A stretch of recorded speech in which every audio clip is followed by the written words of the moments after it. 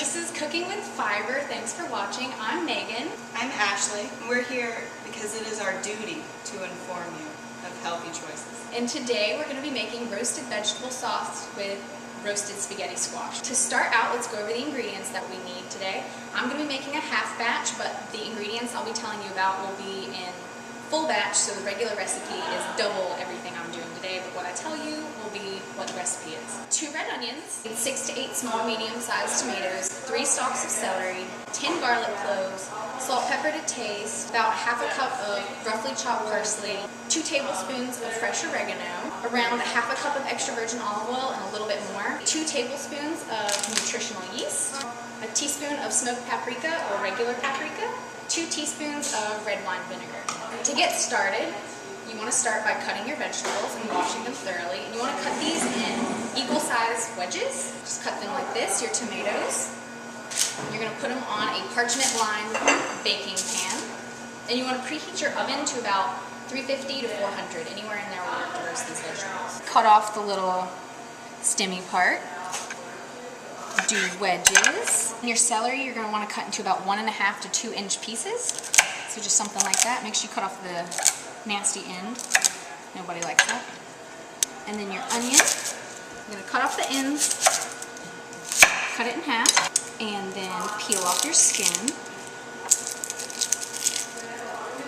And so I just sort of chop at it like that, real simple, really fast. Okay. Then you have your garlic. Press them to break them open. It's a lot easier to get the skin off. Peel off the skin. Put a good bit of olive oil, just a few tablespoons, enough to just coat. Good dousing of salt, some pepper. And if you're like Ashley, don't put pepper. She doesn't like pepper, but I love pepper. Okay, so then you just want to toss these around. Try not to break up the onions too much, just so they cook nicely. Put this in the oven. It's going to take about 1.5 hours, especially if you're doing a full batch. It may take a little bit more depending on what your oven temp is. If it's more spread out, it's not going to take as long. Let's go over to the oven. Have a spaghetti squash done, but what you would do is chop off the stem of your spaghetti squash, cut it in half, remove the seeds in the inner part, and you can save those seeds and roast them and put it as a garnish on top, or just eat them. I already ate them because they're too good. Don't waste the seeds. And while those are in the oven, we're going to go to a quick commercial break from our sponsors. Veggie eaters never fear. Puff's toilet paper is here. Made with 100% natural fun fibers. Who says toilet paper can't be cute? Hi guys, we're back. Hopefully you enjoyed that message from our sponsors. You know, they say you don't know what you have until it's gone. I think toilet paper is a pretty good example of that. So the next step, we're going to move on to finishing off our sauce. Lovely pan of roasted vegetables.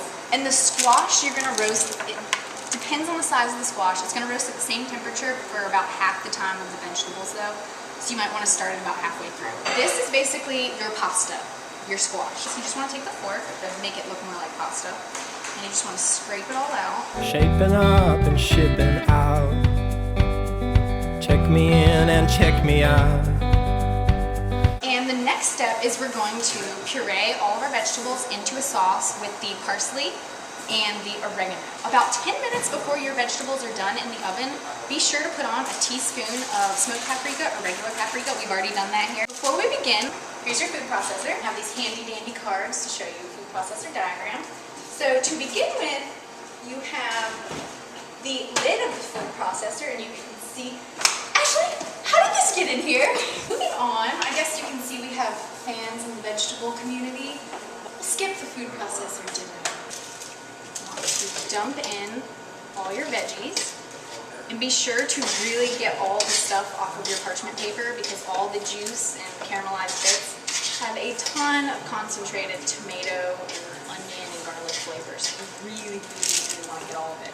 Toss in your just slightly chopped parsley, oregano. Like I said, I'm doing a half batch, but what I tell you will be for a full batch. So you're going to want to add in about 1/4 of a cup of olive oil, 2 tablespoons of nutritional yeast. This is extremely high in B vitamins, so if you're a vegan, you definitely want to use this product. You're going to need 2 teaspoons of this red wine vinegar. Let's put the lid on it. Do you like walking in the rain?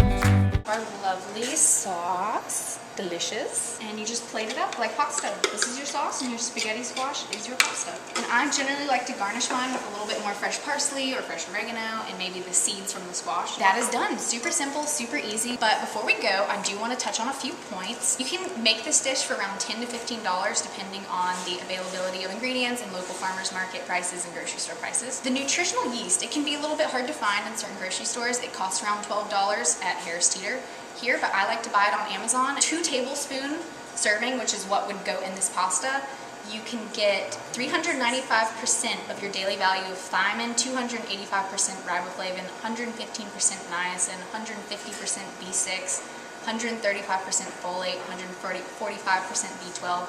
It also has a lot of protein and fiber, so it's a really good ingredient. The reason why we chose to use spaghetti squash instead of pasta is because spaghetti squash is loaded with omega-3s and pasta is loaded with omega-6s. Omega-6s are generally a lot more inflammatory than omega-3s, so eating spaghetti squash will provide you a lot of anti-inflammatory omega-3s, which are great in your diet, especially for people who have inflammatory conditions such as scleroderma.